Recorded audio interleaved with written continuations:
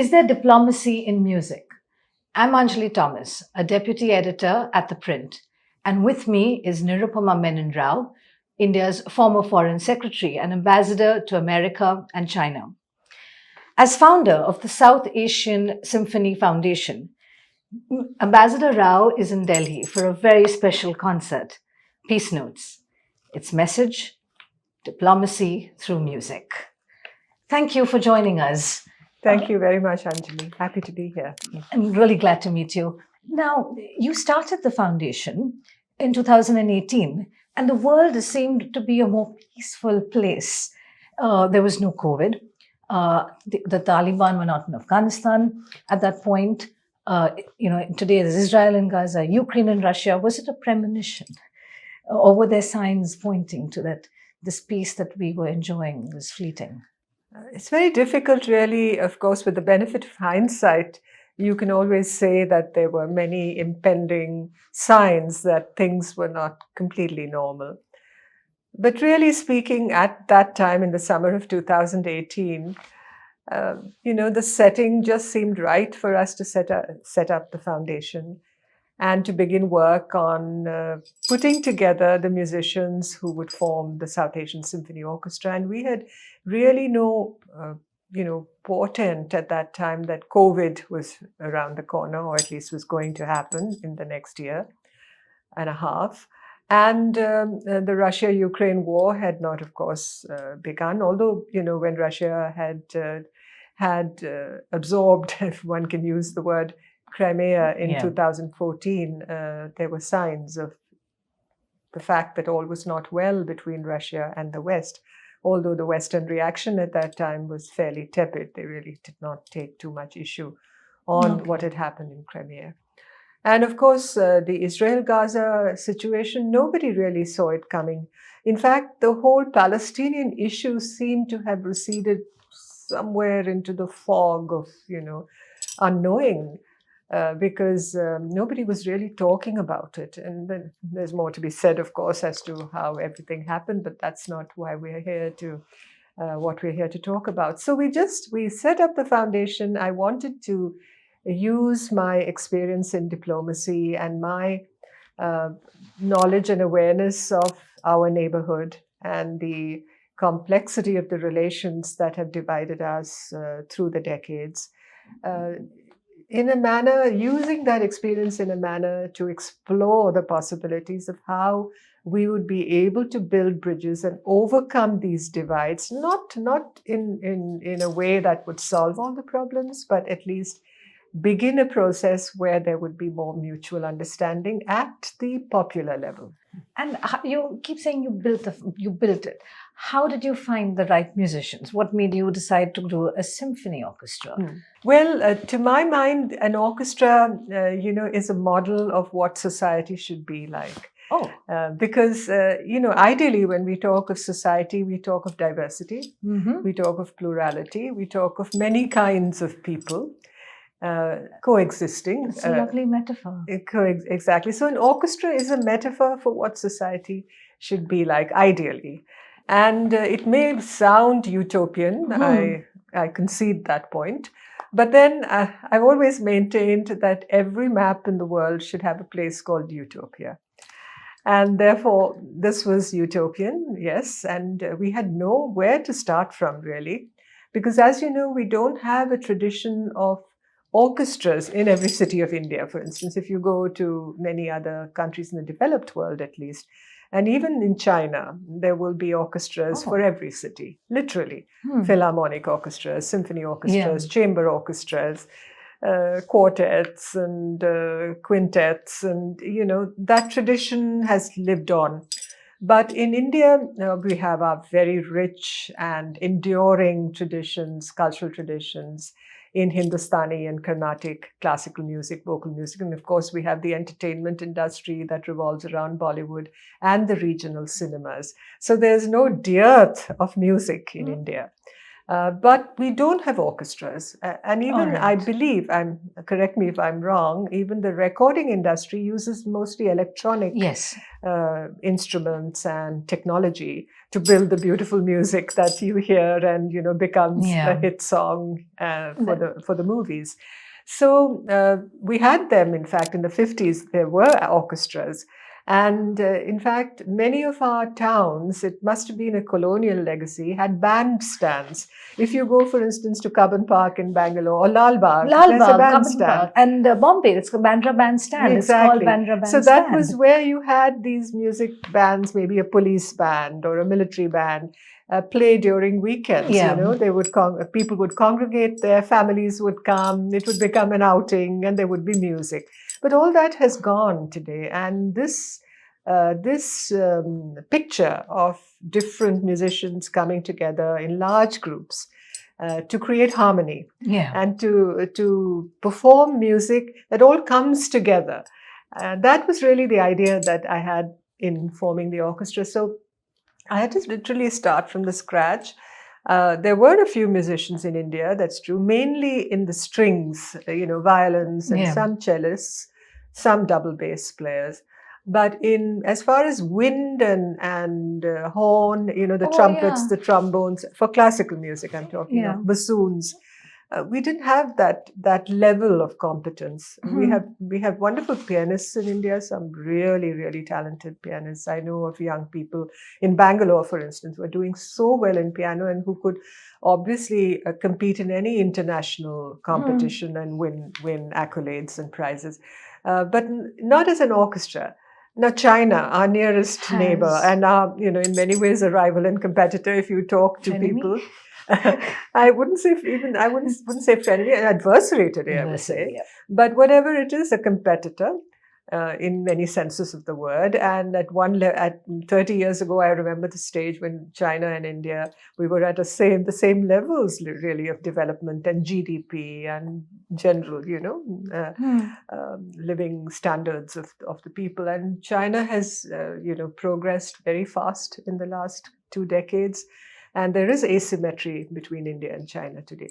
But leaving that aside, and you go to China, you find that you may argue that Chinese culture perhaps is not so deeply embedded, at least its music is not so deeply embedded in the people. Although their arts, their visual arts, their painting, for instance, their poetry, is still, beautiful. They're very, very attached to the classics, and lots of Chinese youth learn in school and practice it. So they have adopted the orchestral form and built symphony orchestras, and you have young kids who learn Western instruments. Yeah. But my idea was not this thing about learning a Western instrument, but my idea really was, how do we use diplomacy and whatever we have learned from diplomacy to try and overcome divides and use a structure and a form that brings people together. And that, to my mind, the answer was provided by an orchestra. It's a small little example. It's a little drop in the ocean, a whisper, literally, in the darkness. But still, I felt one should give it a go. And I began to look for musicians, and I have friends in the US and the UK and Singapore, and we began to find musicians, and in Sri Lanka, where I served, and India, of course, and Afghanistan. I was able to be in touch with Dr. Ahmad Sarmas, who ran the Afghan National Institute of Music in Kabul, pre-Taliban. After the fall of the Taliban in 2001, he had gone back to Afghanistan, and then he set up the school, and there was a whole young group of Afghan musicians, boys and girls, who were learning instruments at the Afghan National Institute of Music, and some of them extremely talented. So we were able to bring them into the orchestra. So initially, our orchestra had a number of young Afghans in it. And now, because Kabul, the Taliban have retaken Afghanistan. They have an approach to music and the arts which is very, they want to exclude it from Afghan life.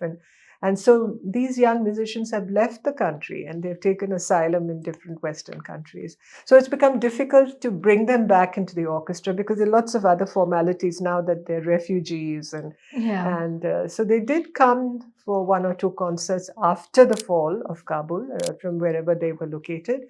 But this year at our concerts in Delhi, unfortunately, we don't have any Afghan musicians because it hasn't been possible to get them. But we have diaspora. That was my next question. Yeah. Was there the diaspora and also people from other countries who are represented? Yes, so we now today actually we started off as a South Asian Symphony Orchestra. But today I can say in a sense that we are an orchestra that includes many countries from the global south. And my hope is that ultimately we will have people from Latin America and Africa. You know, the Chinook Orchestra in Britain, in the UK. It's an orchestra made up of persons of color, mainly musicians of color, and they've become quite an institution. And there are many African musicians of African descent. I mean, I don't know if they come actually today from Africa, but certainly people of African descent are there. And I would like this orchestra of ours, since it's an Indian orchestra, it's a South Asian Symphony Orchestra, is essentially an India-based orchestra. It was created here. It's funded in India. It has never performed outside India. Never. And coming back to Peace Notes, could you just walk us through the selection of music and what makes this selection different? So first of all, the title Peace Notes, actually now it's a trademark that belongs to the orchestra. It's been registered in India as a trademark. So Peace Notes, in a sense, is our name for our concerts. So every concert is called Peace Notes, because we play for peace and under mutual understanding.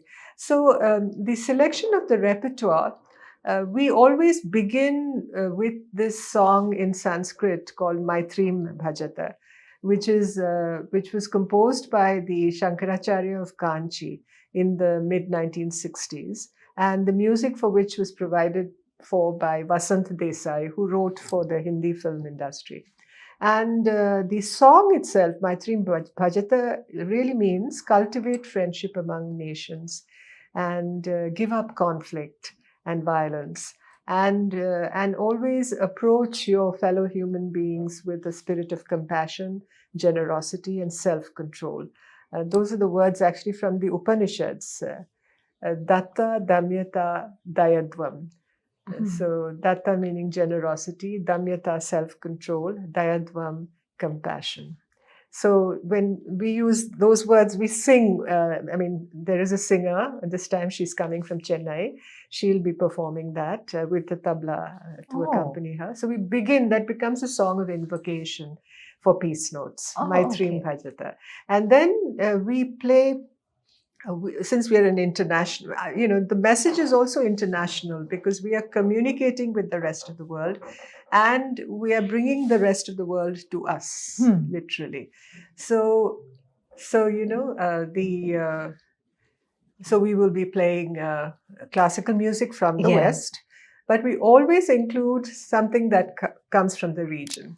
And for instance, in Chennai 2 years ago, when the Finance Minister Nirmala Sitharaman was the chief guest at our concert, we played the music of A.R. Rahman, specially orchestrated, because everything has to be orchestrated. Even if you have a Hindi film song, it's not yet orchestrated for a living orchestra. So we do that. So we are building up a repertoire of music that comes from our region that we have orchestrated and which anybody can use now. It belongs to us, but we share it with others when they need it. So this concert, I found again this young composer, Indian composer who lives in the United States, who studies there. His name is Aryaman Joshi. He's composed a piece on Chandrayaan. So we're premiering it actually. So there will be a music to celebrate India's lunar mission. That sounds fantastic. And it's free and open to everybody on Friday and Saturday. Exactly. And you sing as well. And you've turned to music As a lot. child, actually. And where did you get the time between diplomacy and your postings? Yeah, And I didn't really sing so much when I was a serving diplomat, because it wasn't easy, because you had so many commitments and, time constraints, and, your professional duties took precedence, obviously. all right. But I did, when I was in Sri Lanka, I did have some friends, who were very strongly into music, and so I did spend a little time with them, and that's when I began. It reignited my interest in singing and music. So for the first time after 3 decades, I think I must have, looked at music again, and so that's how it all started. And after retirement, I found a little more time, and that's when I recorded this album Yeah. called "Peace Is My Dream," which Yeah. is a song that I wrote and which I performed, and some other, songs that have always been my favorites through the years, and mostly from musical theatre, the Western musical theatre, that is Broadway. Yeah. Like "Send in the Clowns" is one of my favorites, and it's a song by Stephen Sondheim, who I think is one of the most brilliant songwriters and composers, not just American, but I think worldwide. Extremely brilliant man. So songs like that, I like to sing songs like that. But when I do the orchestra, it's like, for me, it's really, it rejuvenates me, because it brings all these people together. I get a chance to interact with them. I see the impact of the orchestra on their lives, and how friendships are made, how the spirit of community building has been sustained. And, communication, basically, just communicating across borders, and in a sense creating, this feeling that music is the same for all of us. And, we react to it as human beings in very similar ways. Oh, yeah. It uplifts us. It kind of is so aspirational in a positive way. That's true. And, on the topic of music, what role does music play when, within the framework of the South Asian identity? So, well, if you look at the music from Afghanistan, from, Kandahar used to be Gandhara, literally. And you go down to the southern tip of Sri Lanka and you'll find a village called Gandhara. It just tells you how that identity is so integral to us, as South Asians, because of the history that we've shared, the mythologies that we share, the human memory that is imprinted in our DNA as South Asians, whether it's of migrations, whether it's of conquest, whether it's of changes in government and the colonial experience. Everything has impacted us and left its imprint on us. And the music of the region is also a reflection of that. We have, of course, the traditional folk music of the people, which is beautiful. We, in fact, for the first concert that SASO had, we call it SASO, South Asian Symphony Orchestra, had in Mumbai in 2019, and the then Vice President, Mr. Venkaiah Naidu, was the chief guest.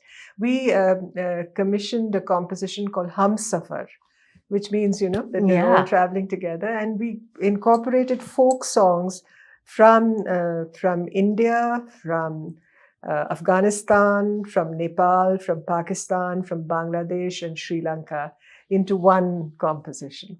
It was called Humsafar. And, that music is with us now, and we can play it again at future concerts. So like that, that expresses this whole thing of how music, from whichever country in the region it may be, there is a certain synchronization there. There is a certain, way it blends one into the other and creates this kind of a flow. It's like a river, as if it's a river of memory, a river of expression, hope, and a river of hope, absolutely. And so, when you come to hope, and this is something I ask myself a lot, and how did we reach where we are today with so much conflict? What went wrong? Well, that is the subject of many interviews, I think. Yeah, because I think in a previous interview, and something that I caught before this, it was just after Russia invaded Ukraine. You spoke about how we were at the precipice. Yeah. And that was 3 years ago. And now have We are kind staring. of much we're still closer. staring, Yeah. or we're toppling through, Yeah. through the abyss. I mean, what happened? Where did it all go so wrong? Is it because there are very few women in? I don't know. I think one has to look at the post Cold War world and what happened. With of course, globalization has helped many of us, and many of our people all across the world, and India is no exception, have been lifted out of poverty. There's been investment that has come in, jobs have been created, living standards have improved, human development index has improved. So in a sense, there has been a lot of positivity also in the last few decades. But at the same time, in countries in the developed world, America, in a sense, the way American power has been deployed, whether it was Afghanistan and Iraq and Libya, Syria, I mean, there were lots of reverses that they encountered, and at the same time, simultaneously, their economies, jobs had gone away. Chinese exports had flooded the country because Chinese manufacturing was cheap. Many American companies became wealthy as a result, but people were affected. People became disadvantaged. People felt that they had been disinherited, literally, and that has created a lot of instability and discontent in many of these societies. And then the deployment of power, as I said, how you read the situation. I mean, you had Russia, of course, that had been vivisected. In a sense, the Soviet Union collapsed, and Russia faced a complete loss of its prestige and self-esteem, and the fallout of that has been tremendous on that country and society. And I think on the part of the West, yes, one can use the word hubris, because you felt it was the end of history, that the Western dominance was here to stay, because the West had won. Yeah. The Cold War was over and the Soviet Union had disintegrated. But the way that post-disintegration situation was handled, I think there's a need for a lot of introspection, and history will introspect about why things went the way they did, that you came to a juncture where you had this invasion of Ukraine, where the expansion of NATO, on which, President Clinton had given an assurance to the Russians, to Yeltsin and others, that NATO would not expand eastward. And that, it was not a promise that was kept. So there were a lot of reasons for this situation on the precipice. We've come to the precipice. The road to the precipice, in many ways, was paved with these actions, I personally feel. And in the process, ordinary people, you have migration, for instance, many societies, because countries have disintegrated, or countries have, like Iraq literally fell apart after the invasion after Saddam Hussein was done away with. And so, what happens when when countries disintegrate, the outward, movement of people, because they have no place to call home anymore. So there is a lot of agony and deprivation, and it's not just poverty; it's like a societal deprivation, and you see it both in the developed world today, and you see it in many developing countries which have been affected by conflict. And in fact, that was the thing, when you spoke about people angry and bitter, my mind immediately went to a divided America, where they're so polarized. I had one set of friends weeping with the result, with Trump being re-elected, and another set of friends who were so happy. And neither the twain shall meet. So I mean, but there is this kind of, I think it points to something in the American soul itself, which is in itself so divided. It's not just society. It's like as if the soul itself is kind of fractured. Okay. It's turned on itself. I think that's what I felt. And, I will ask you just one or two questions on just current events. And the one thing is the Trump 2.0, Trump presidency. Is it a good thing for India? What does this mean for India? Well, for the India-US relationship, which is in a relatively stable and well-sustained place, and is very comprehensive and multifaceted, and Okay. has grown despite changes of government or parties or presidencies in the United States. I think going by that trajectory, and if you were to, program it on that basis, I think, this relationship will continue to grow, will not be unduly disturbed, let us put it that way, or, destabilized just because you have a second Trump presidency. Because during the first Trump presidency, he restored the Quad. Yeah. For instance, his relationship with Prime Minister Modi was in a very good place. They enjoyed a great chemistry. And, the defense and security relationship grew. We had Galwan during the Trump presidency, and there was a lot of support that the US gave us. I mean, not in terms of war fighting, but in terms of, inputs that we needed. Space, exactly. So, exactly when it comes to outer space technology, when it comes to cyber, when it comes to quantum computing, artificial intelligence, semiconductors, all these areas, the relationship has grown, as I said, despite the changes of government. So, the stakes are very high in the relationship, obviously, and it makes sense for both governments to keep those stakes, maintain those stakes, and ensure that they, as I said, that they are not they don't become disjointed. And so, with President Trump, the second presidency, where India is concerned, I would not really forecast a period of instability or lack of movement forward. All right.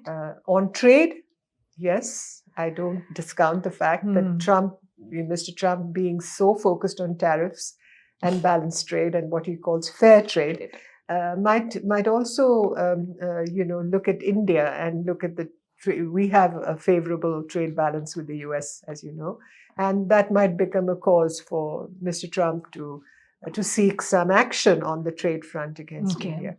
So it would really depend on the strategies that we develop to deal with that, and what we can plan in terms of meeting that presidency. But we have time for that, and I'm sure, as I said, the stakes being so high from both sides, there will be ways and means found for possible solutions. I can only be optimistic on that front, but we have to be optimistic. But when it comes to the US-China relationship, I think that it's a very fraught relationship today, and the appointments that Mr. Trump makes in his cabinet, now, if you his appointment of Secretary of State or National Security Advisor, the impression one is getting in the reportage that is coming out of the US is that he is surrounding himself with people who are quite hawkish on China, and who have taken strong positions in the past as far as China is concerned, and that obviously will have a fallout and impact on the US-China relationship,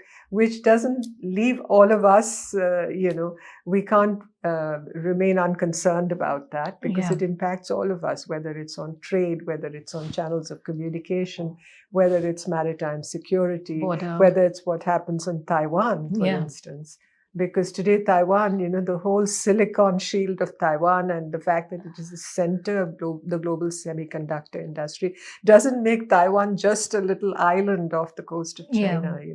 It's quite big in terms of all our, estimations of what the future holds in terms of our manufacturing, in terms of the technologies that we need, in terms of the inputs and the intermediate goods that we need, with all the supply chains, the complex supply chains that we have. So, as I said, it's a very complicated world that we live in today. Very, very complex and very different from the world we knew. Very different from even 6 years ago. Yeah. And I have just two last questions. One is, when we go to China and India's relationship, not just with China, but with our neighbors, it seems to have worsened over the last 10 years. Yes, there's a border de-escalation right now between China and India. Disengagement. Disengagement.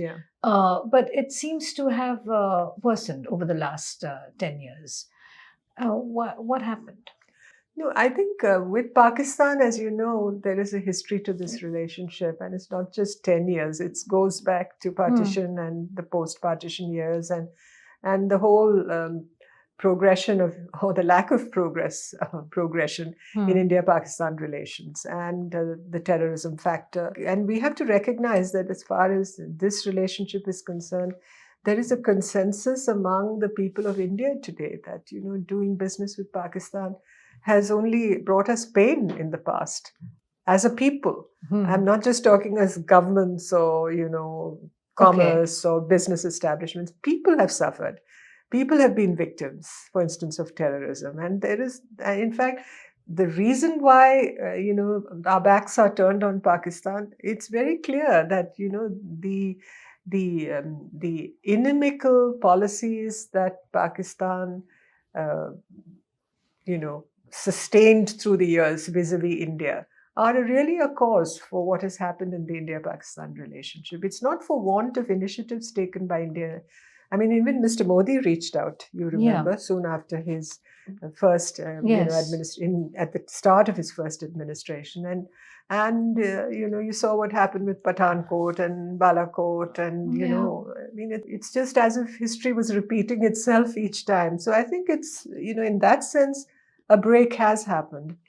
With Bangladesh, of course, the events surrounding the removal of Prime Minister Hasina that came out from Bangladesh, and there's a lot of instability there as a result. I mean, in a sense, normal conditions have not been restored. There's a caretaker government, but we don't know when things will be back to normal. And it's important for us. Bangladesh is vital for it's in many ways our northeast, the whole connectivity to our northeast, and the need for more integration because of that, more connectivity, better infrastructure. For the progress and development even of our northeastern states, we need all these passageways to be open and not closed and not complicated for political reasons. So we would like good relations with Bangladesh always, regardless of whatever government comes to power. But we would like, obviously, for both our countries to pursue policies that are in each other's interests and to not foment instability in what is a very sensitive region. And with Nepal, I mean, our ties with Nepal are so close, so organic, in terms of the open border policy that we have pursued through the years and practiced through the years, and our common cultural, foundations, and there is so much that binds our people together, and will continue to. And that is, I believe, recognized by any government that comes to power in Nepal, regardless of surface tensions that rise from time to time. But ultimately, I think there is a certain self-correcting mechanism that always restores a degree of equilibrium in the relationship. But and with Sri Lanka, again, I think similar concerns prevail. And we're tied, these are ties of family, literally, as I've always said, between India and Sri Lanka. And we need more communication, we need more connectivity, and we need, and we stand willing, as a country, we've always stood willing to contribute to Sri Lanka's progress and well-being, and we've been able to help it in times of distress and disaster through the years. I need not cite the examples. But what you've seen is, and with the Maldives also, despite the fact that the current administration had come to power, talking, there was a certain anti-India element in some of the actions that it took. But even there, I believe an equilibrium is being restored. But the fact is that China, the rise of China, and the fact that China has so much more power and influence to deploy today by virtue of its economic strength and military strength, has impacted the region, our own neighborhood, the countries that surround us. And now the question is China practicing a containment policy vis-a-vis India by pursuing certain policy approaches to our neighbors? I mean, obviously, one has to take cognizance of these factors, but the central reality of the fact that with the ties that bind us to our neighbors, I mean, leave Pakistan aside for the moment, all the other neighbors are so strong and very enduring, and people are at the heart of these ties. And when that is the case, I think you have a certain asset that cannot be diluted. Or Just eroded, because yeah. of political misunderstanding or political All right. distances that may and my approach would be, whatever it is, think in terms of connectivity, think in terms of closer linkages, better infrastructural, ways to promote trade and business and youth ties, for instance, just getting people to understand each other better. Yeah. Because the matrix exists. The matrix which favors that kind of closeness It's between already India in and place. Exists. And Yeah. we have to, through smart diplomacy, take advantage of it. And just my last question, and I was reading your poems, and in 2004, in your Yeah. collection of poems, there was a poem called 27th March. And I'm going to quote, and you write about a woman with her lacerated wings spreading over the canyon. And then you go on to say that she will not be pickled and preserved and carefully sectioned into green glass bottles. And my instant reaction was like, wow. And that's very visual, very true. And that was 20 years ago. Yes.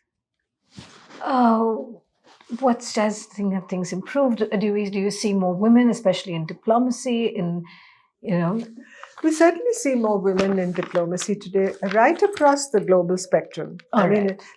Diplomacy was literally starved of participation by women and for women for decades. It was not just India. I mean, you looked across the global spectrum, there were very few women in diplomacy, very few heads of missions, very few ambassadors, very few in the policy-making positions where they could make a difference. And that has changed considerably, I believe, in the last decade and a half. And even in the Indian Foreign Service, you have many more women entering the Foreign Service today. And what I would like to see is more and more women occupying positions, key positions. For instance, we have neighboring country divisions in the Ministry of External Affairs. We have secretarial appointments, ambassadors to very sensitive countries. And I think when more and more women come into that and those positions and are deployed or posted in such situations, and they occupy such positions, I think that will really be a sign that the participation and the contribution of women to a country's diplomacy is making a difference. Thank you so much for such a lovely interview. You're very welcome. Thank you. Pleasure. This is Anjali Thomas with Manisha Mondal from ThePrint. Thank you.